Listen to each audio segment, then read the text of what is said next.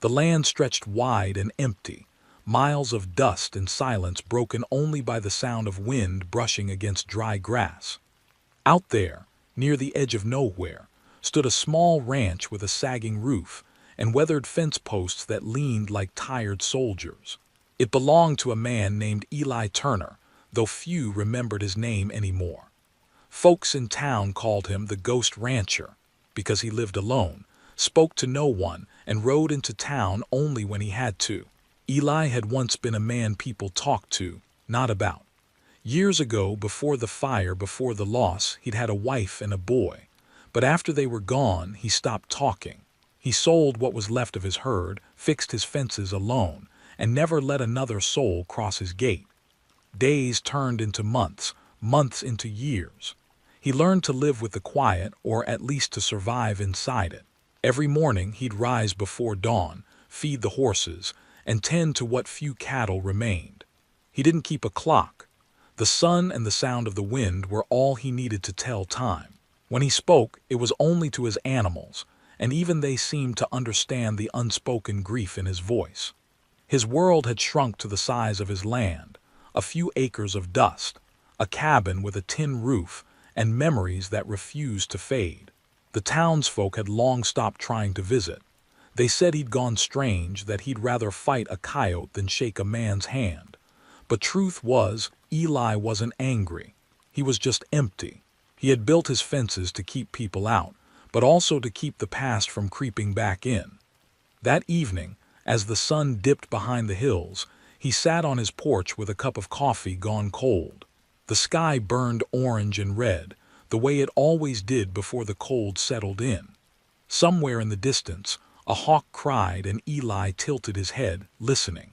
The land was too quiet that night, the kind of quiet that made the hair on the back of his neck stand up. He didn't know it yet, but something or someone was heading toward his lonely ranch. And before the next sunrise, his world of silence was about to change. The sun sank behind the jagged hills, spilling long shadows across the dry earth. Eli was still sitting on the porch, his eyes fixed on the fading light.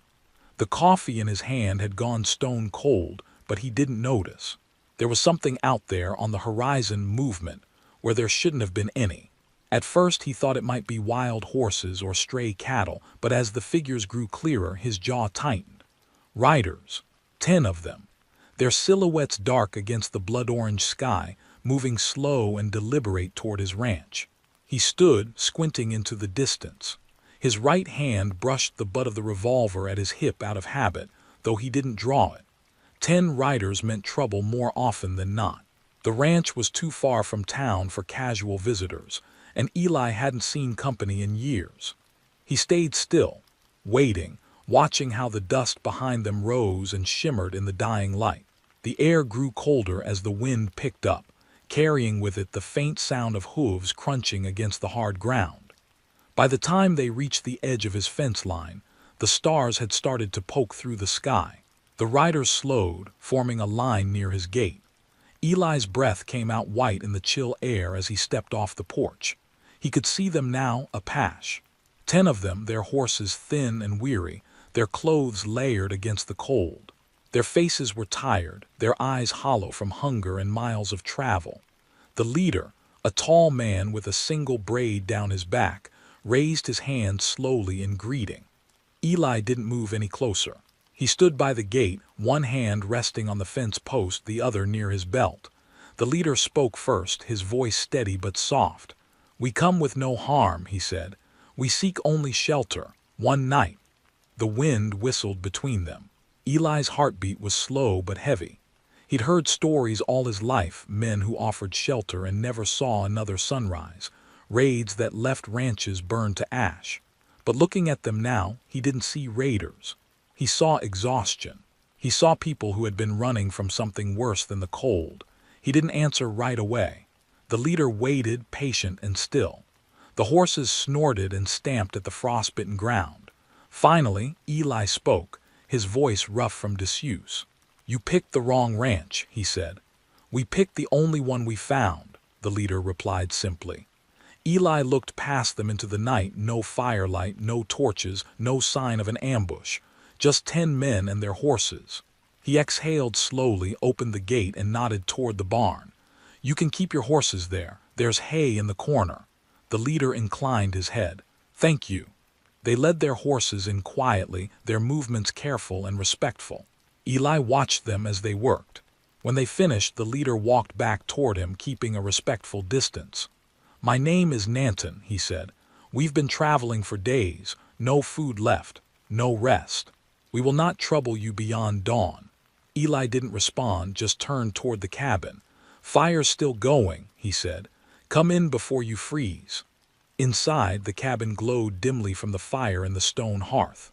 Eli poured water into a pot and set it on to boil, his movements slow and deliberate. Nanton entered first, followed by 3 others. The rest stayed outside, huddled near the barn. The smell of smoke and leather filled the air as the men removed their gloves, their fingers raw from the cold. Eli didn't offer them seats, but they found places on the floor near the fire. The warmth hit them like a sigh. For a long time, nobody spoke. The only sound was the hiss of boiling water and the crackle of burning wood. When Eli finally turned around, he found Nanton watching him quietly. Their eyes met, 2 men from different worlds but with something unspoken between them, the kind of understanding only survivors recognize. You live here alone, Nanton said. Eli nodded once. That's right. For how long? Long enough. Nanton gave a faint nod, the corners of his mouth twitching upward, not a smile exactly, but close. The land keeps a man quiet, he said. Too quiet sometimes. Eli didn't answer. He ladled the hot water into tin cups and handed them around. It wasn't much, but it was something warm. The Apache accepted it with quiet gratitude. Nanton sipped his slowly, then looked toward the window. Storm coming, he said softly. Eli followed his gaze. The sky had turned a deep gray and the wind outside howled against the cabin walls. Reckon you're right, he muttered. Hours passed like that, quiet and uneasy. But as the fire burned lower, the tension began to fade. Nanton spoke of the land they'd come from, a place now barren and dry, where their people were scattered and starving. He spoke without bitterness, just weariness. Eli listened, his jaw tight, his eyes fixed on the fire. He'd lost things too, maybe not the same, but enough to understand. When Nanton finished, Eli leaned forward, stirring the embers with a stick. Ain't much here, he said. But what's left you can share till morning. Nanton inclined his head again, the light flickering across his sharp features. You are a good man, he said. Eli let out a low breath. No, just a man with a roof. Outside, snow began to fall, thick and slow. The wind softened into a hush, wrapping the cabin in silence. The Apache near the fire dozed with their backs against the wall, the warmth seeping into their bones. Nanton remained awake, watching the flames dance. Eli sat in his chair by the window, his rifle resting across his lap out of habit more than fear. He could feel the presence of others, real, living souls under his roof for the first time in years. It stirred something in him he didn't want to name. When the fire dimmed to a soft glow, Nanton spoke again, almost in a whisper. You lost someone, he said, not as a question but as a statement. Eli's eyes flicked up to him. For a long moment he said nothing. Then quietly he replied, yeah. The word hung in the air, heavy and final. Nanton nodded, understanding more than Eli expected. Neither man said another word. The fire crackled, the snow thickened outside, and the lonely ranch, once silent and forgotten, was now filled with the steady breathing of men seeking warmth and mercy. For the first time in a long while, Eli Turner didn't feel completely alone. Something had changed the moment he opened that gate. He didn't know why he had done it, but as he stared into the fire, he knew one thing for certain. The quiet life he'd built was no longer his own. The morning came slow and gray, the kind of cold that bit through the bones before a man even stepped outside. Eli stirred from his chair, the rifle still resting across his lap. The fire had burned down to glowing coals, and the cabin smelled of smoke and damp wool. He blinked, remembering the night before. For a brief moment he thought it had been a dream, the Apache, the quiet voices, the sound of horses breathing outside his barn. But when he looked up, he saw them still there. Some were asleep near the hearth, others already awake, their movements careful and silent, like they were trying not to disturb the peace that had somehow found its way inside. Nanton sat by the window, sharpening his knife with slow, precise motions. The rasping sound filled the room, steady as a heartbeat.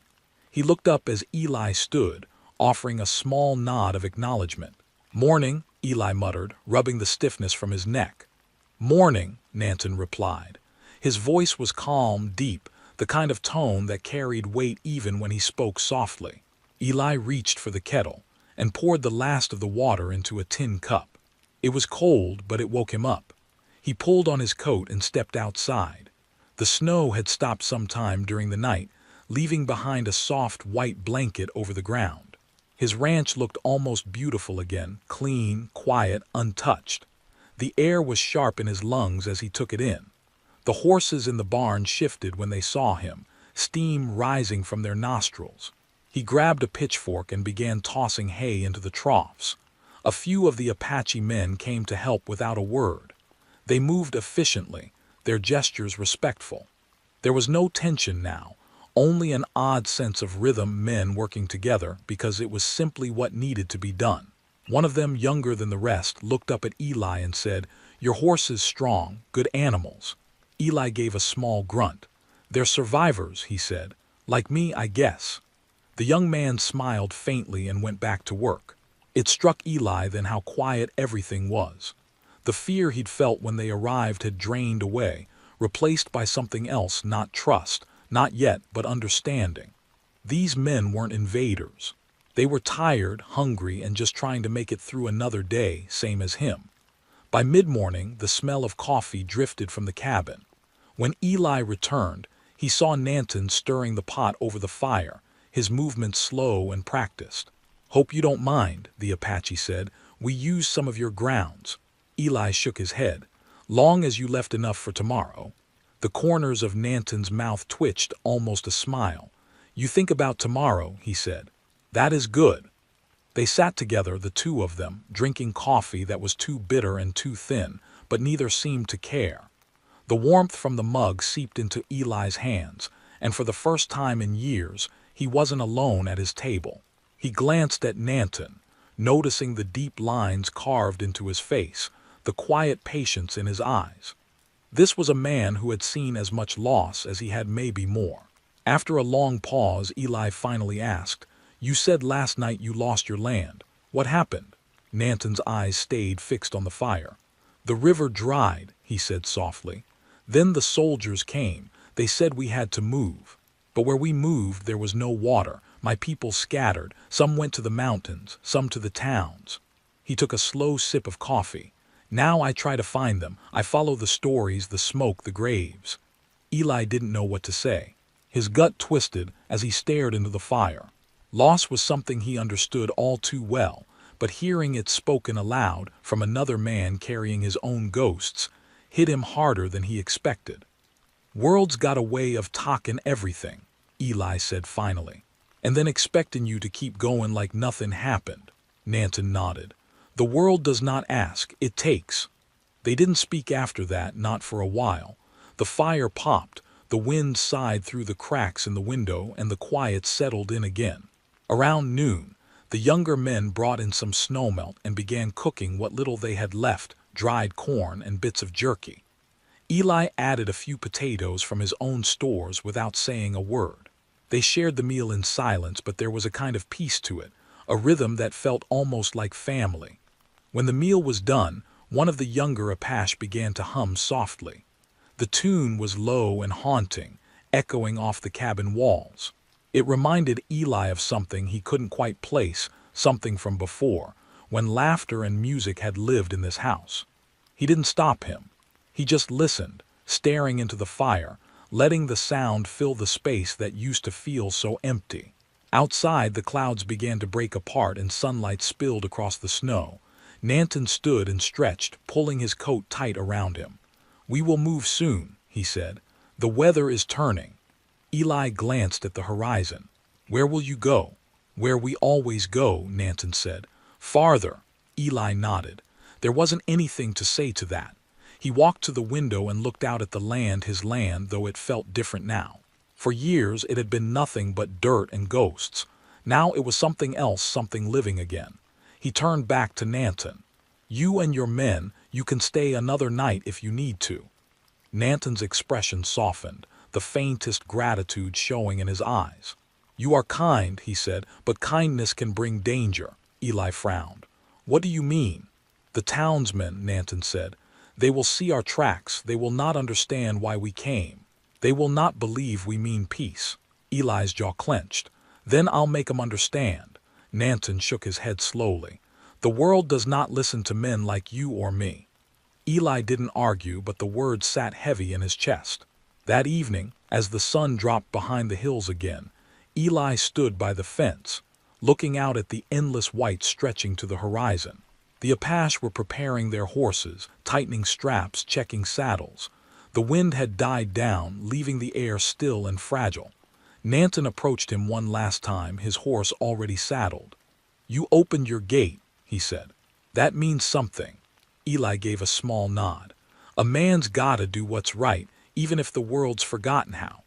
Nanton studied him for a long moment, then reached into his coat and pulled out a small charm made of wood and bone. He pressed it into Eli's hand. "For your home," he said, "so the spirits remember the man who shared his fire." Eli stared at the charm, feeling its rough edges against his palm.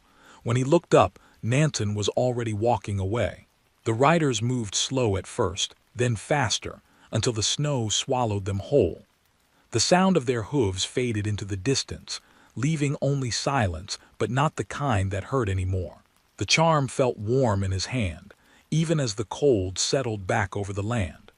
Eli closed his fingers around it, his breath rising like smoke into the fading light. The quiet had returned to the ranch, but it wasn't the same quiet that had lived there before. The next morning started like any other. The air was sharp and thin, the kind that cut through the lungs with every breath. Frost covered the fence posts, glittering in the pale light. Eli fed the horses as usual, trying to push away the strange feeling that hung in his chest since the riders had left. The silence felt heavier again, but not empty, just different, like the air was holding on to the memory of their voices. He found himself looking toward the road they'd taken, as if half expecting to see them riding back. He was carrying a bucket of water to the trough when he saw something in the distance, a plume of dust, faint but moving fast. His stomach tightened. It was too soon for traders, and the riders weren't approaching from the same direction as the Apache had come. He set the bucket down, the water sloshing over the edge, and walked to the porch, squinting against the sunlight. 4 riders this time. They came from the east, from the town. Even from a distance, Eli could tell they were armed. The man in front wore a tan coat, his posture straight and confident. Eli knew that kind of man, someone who thought the land bowed to him just because others did. When they reached the gate, the leader reined in his horse. "Morning," he called, his voice carrying a tone that didn't match the word. "We were told you had some company last night." Eli stayed still, one hand resting on the post.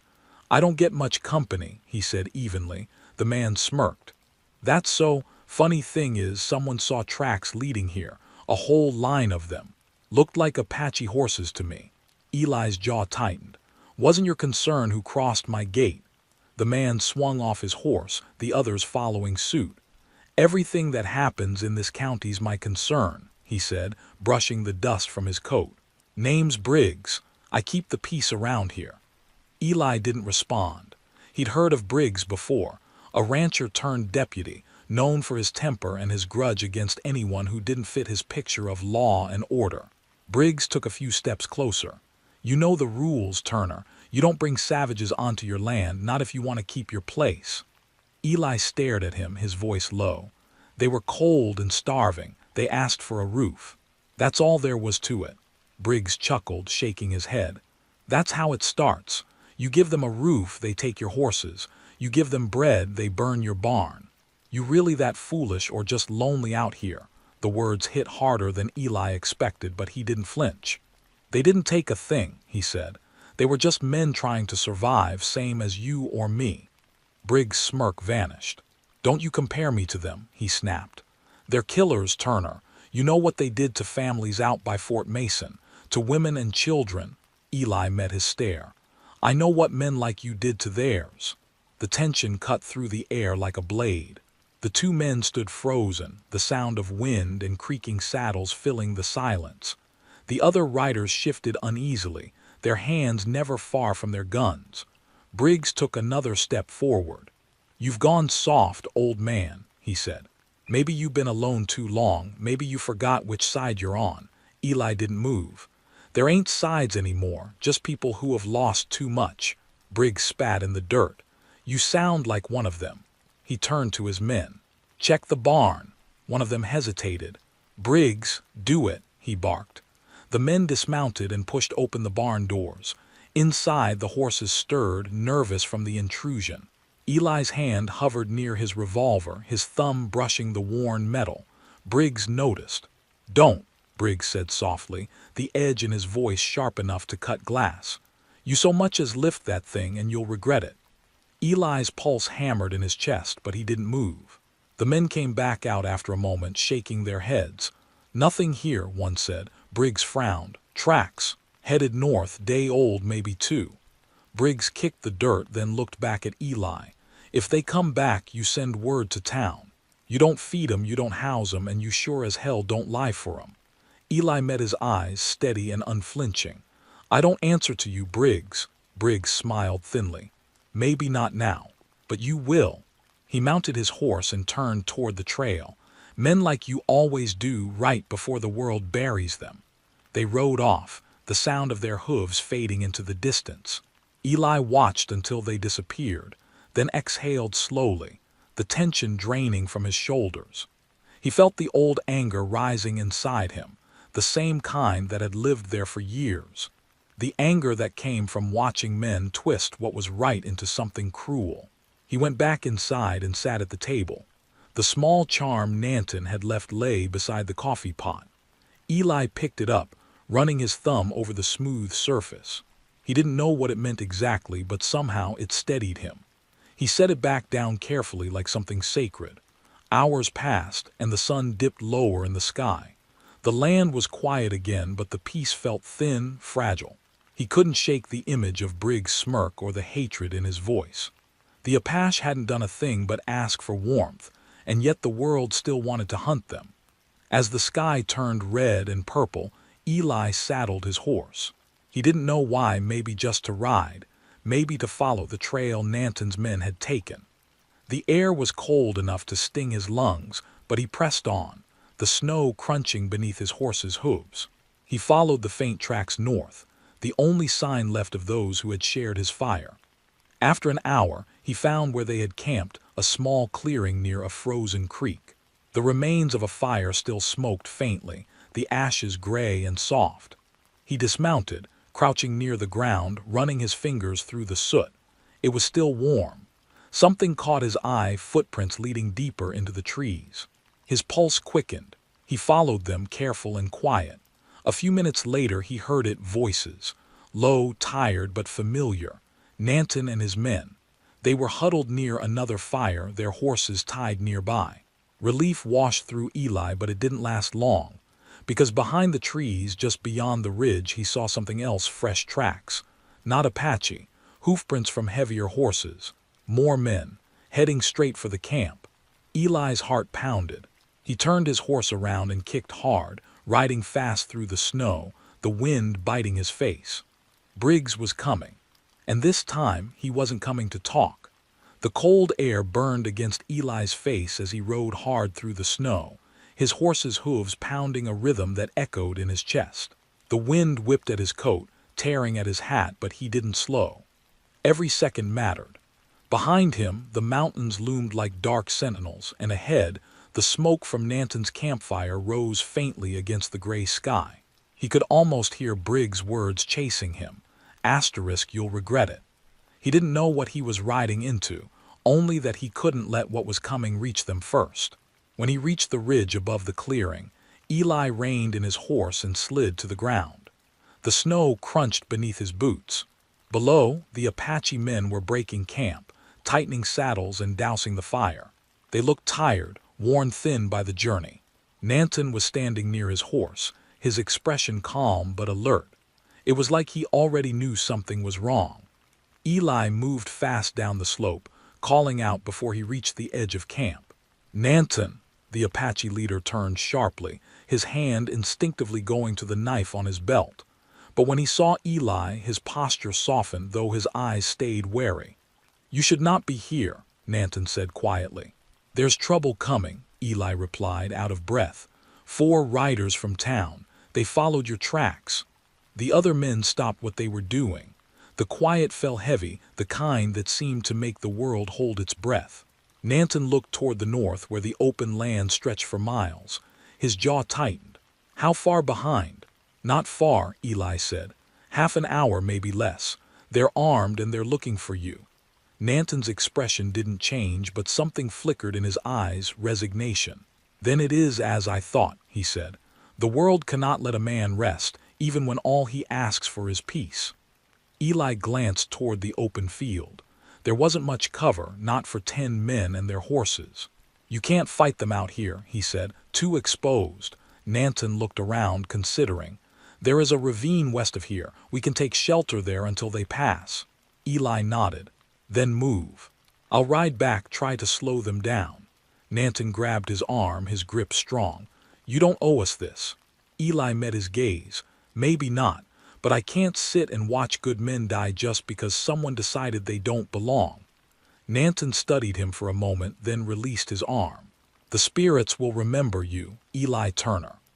Eli mounted his horse again and turned back toward the ridge.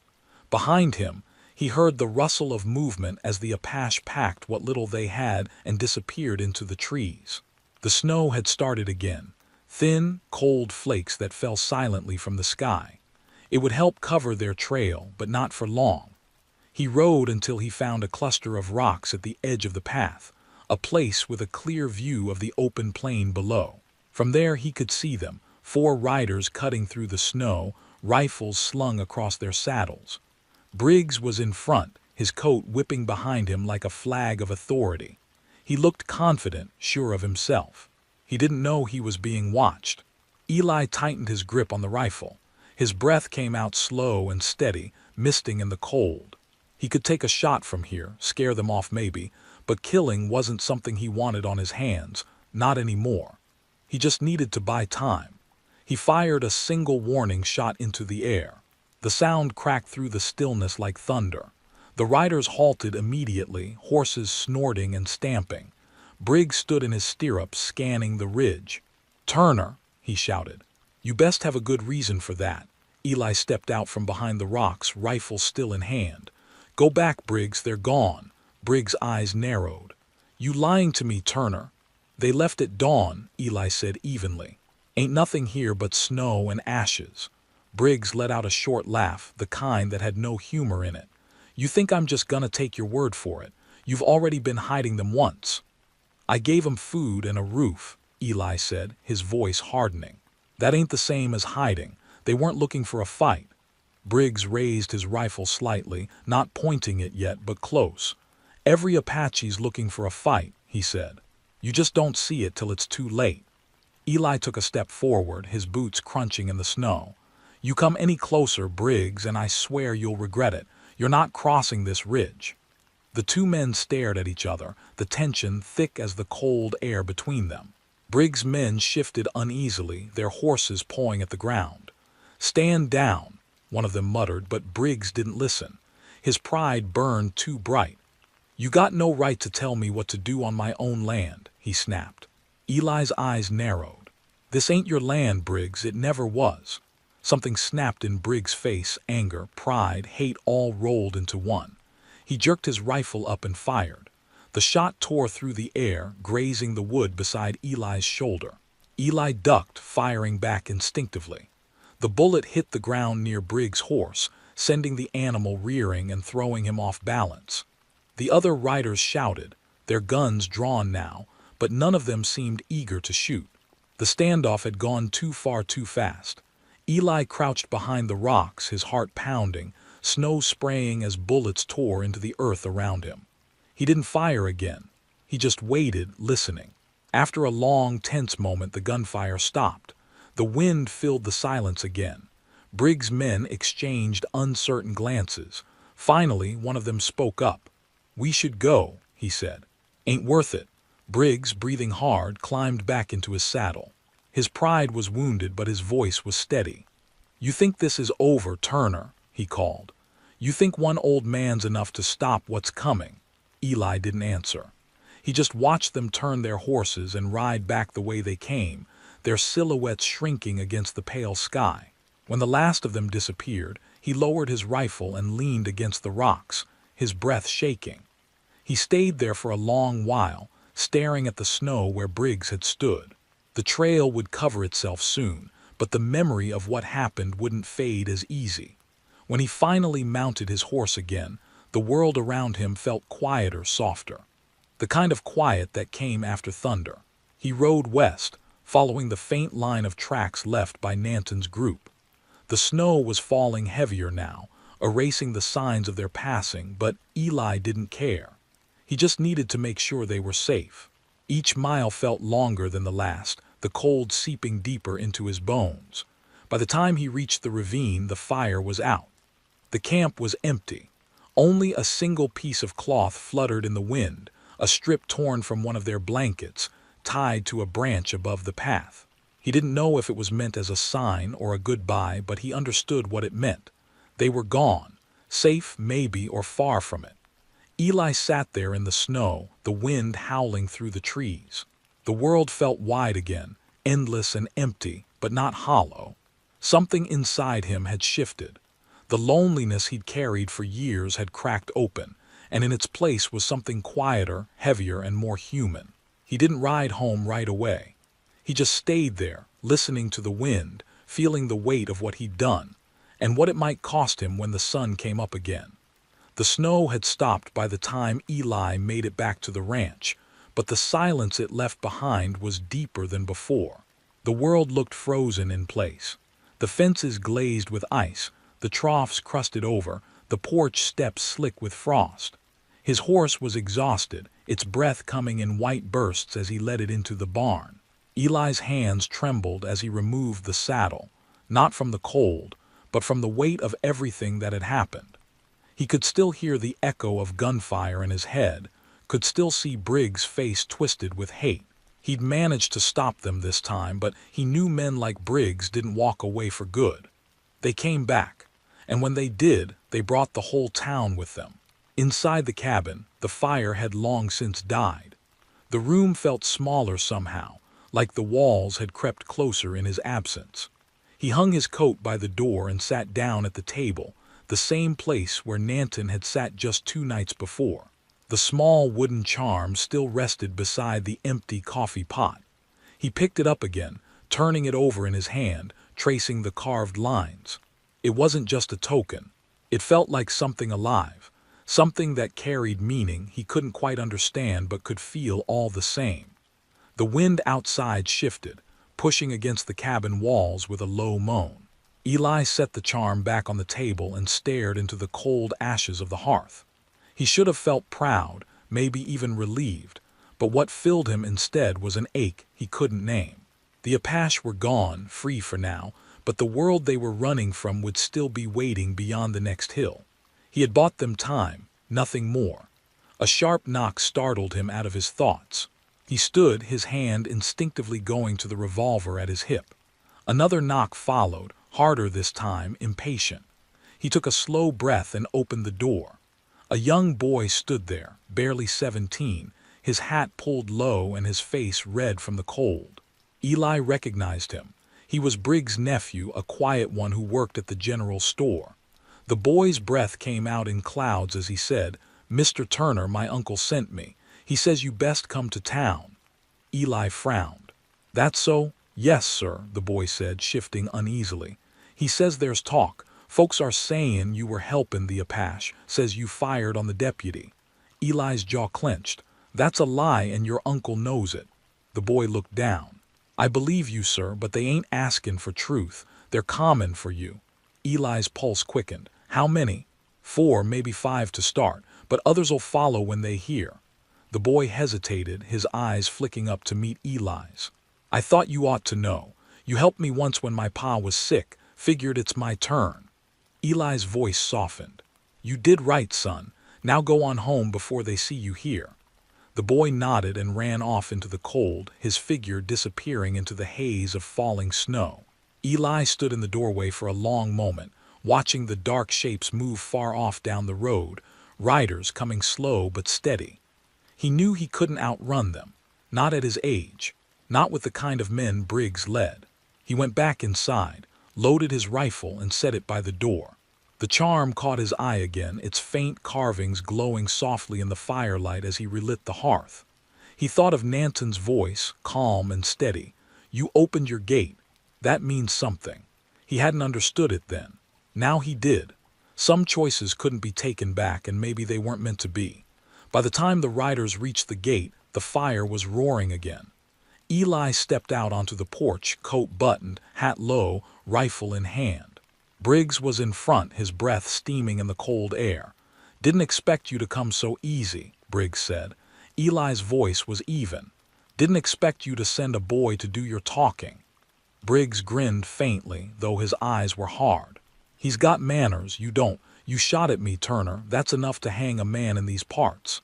"You fired first," Eli said. "Town don't see it that way." Briggs gestured toward the others. "They'll say you were working with the Apache, that you betrayed your own kind." Eli shook his head. "My kind?" His voice rose just enough to carry through the cold air. "What kind's that, Briggs?"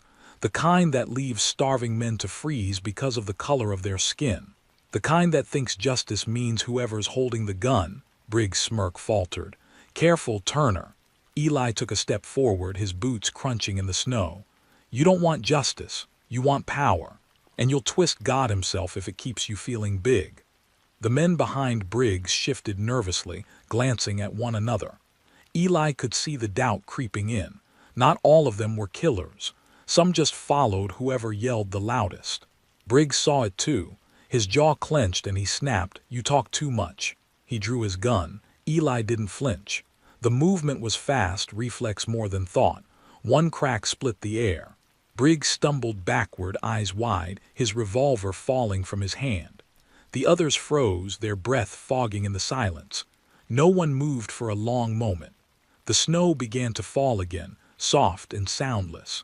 Eli stood there, rifle smoking in his hands, the weight of it heavy in his chest. Finally, one of the men dismounted slowly. He looked down at Briggs, then back up at Eli.